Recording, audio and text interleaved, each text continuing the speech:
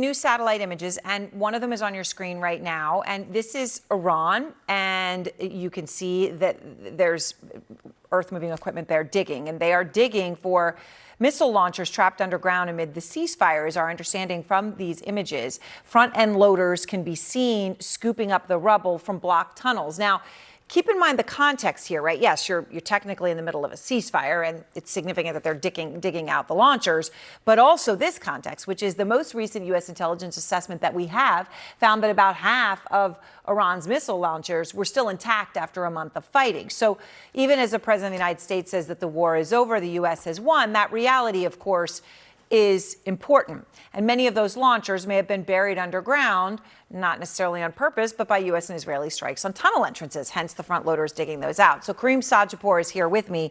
So Karim, what do you see? You know, you look at those images, and obviously, I'm just going to point out the significance that for a while, when the fighting was hot, we weren't getting fresh satellite images. Now we are looking at these. You do see the front-loading equipment by those tunnel entrances, and we know the intelligence about the missile launcher. So what's the significance of Iran doing this right now? So we're in this strange situation, Erin, in that we've had this war which has been militarily devastating for Iran. Yet at the same time, we've had the most senior level contacts between America and Iran since the 1979 revolution. And when I speak to both parties, both folks in Tehran and here, it's clear that they much prefer to do a deal. I don't think anyone really wants to go back to war. That doesn't mean we're not going to go back to war, but I think there's a sense now that the momentum could be shifting more towards a transfer from hot conflict to cold conflict. Iran is digging for missile launchers. There's satellite imagery showing front-end loaders seen digging rubble, digging up rubble, digging through rubble from those tunnels that had been struck and blocked by U.S. and Israeli forces. Is that to be expected, in your view, in the midst of a ceasefire, or does that indicate something else? I think we really learned two different things from this activity by the regime. One is that, as everyone expected, we've been enormously effective and successful in the strikes that have been conducted thus far in the conflict. And so, if the idea was to reduce the number of ballistic missiles Iran had available to it, both by destroying the missile storage sites and by destroying launchers, we've had good success in that regard. At the same time, we also learned that there's a resiliency to this regime, and we've known this. I think we knew it going into it, but they're not going to give up, and they're not easily. And so, if they have to dig through the rubble to find launchers and to be able to cobble together systems, they're going to try to do that. And so, some of those targets, if this war goes on much longer, are going to have to be revisited. Colonel Leighton, what do you make, first of all, the satellite images? Should anyone be surprised that Iran would be trying to dig out some of its missile launchers from rubble during a ceasefire? That's, I assume, what we would do as well. Yeah, I think we would do it as well, Anderson, and I think it's not a surprise that the Iranians are doing this. We know for a fact that the Iranians have been preparing to dig themselves out of these kinds of things for a really long time, and now that they've been attacked, and the result is that some of these underground tunnels have been hit, the entrances have been damaged, they are really gearing up to bring back the missile launchers and perhaps other things as well. Margaret, the president apparently told Maria Bartiromo the war is over. It's a tease for her show tomorrow. He's said such things before, so I guess we'll have to sort of see what that actually means. On the blockade, is that legal? Can the U.S. blockade ports? Yeah, it's a kind of a complicated scenario. So, of course, during peacetime, a blockade would be squarely illegal. In the wartime scenario, a blockade is basically a lawfully recognized act of war. But the significance of that is that we're not technically in a ceasefire if we are actually executing an act of war. So it's a very aggressive act. It basically allows you to use force against ships, against third-party country ships, right? Not just parties to the conflict who are attempting to breach the blockade.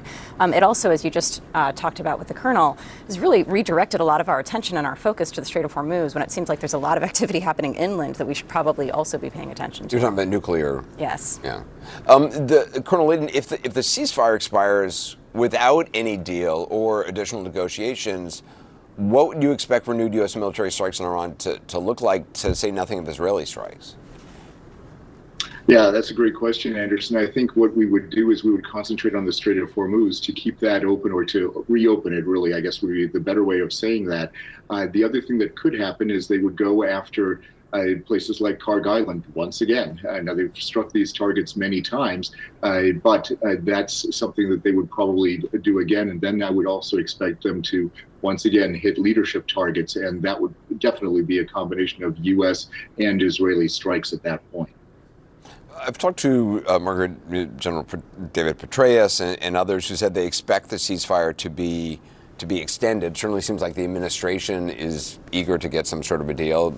You heard the vice president say he thinks the Iranians want to make a deal.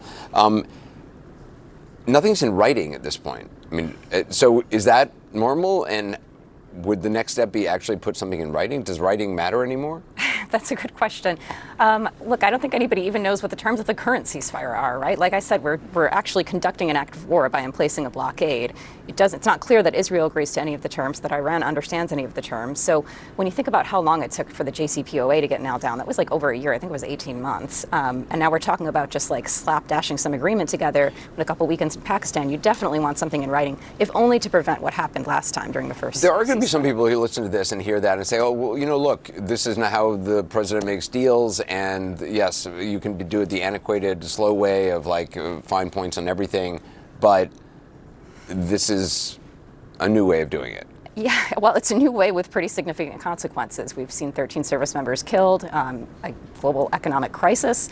So certainly there are many ways to do it, but some of them are more efficient than others.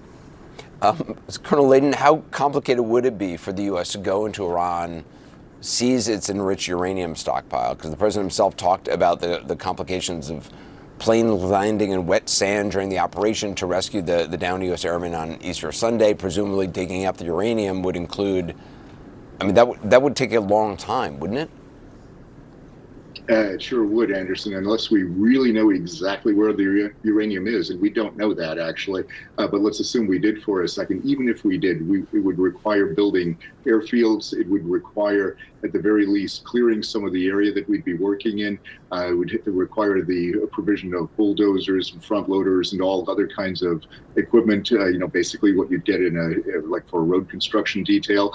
And the kinds of things that we could expect is a lot of equipment being lost in a situation like that. So like you saw the aircraft that were destroyed in the wake of the pilot rescue operation, the same kind of thing would happen there, but it would be at least tenfold, and it would take a lot longer than the rescue of the aircrew men took, and that would be a significant thing. And you really can't do this kind of thing either without the cooperation of the Iranians, which you're not going to get, or with the element of surprise, and you're not going to get that either. Colonel Leighton, thanks very much. Margaret Donovan as well. Appreciate it.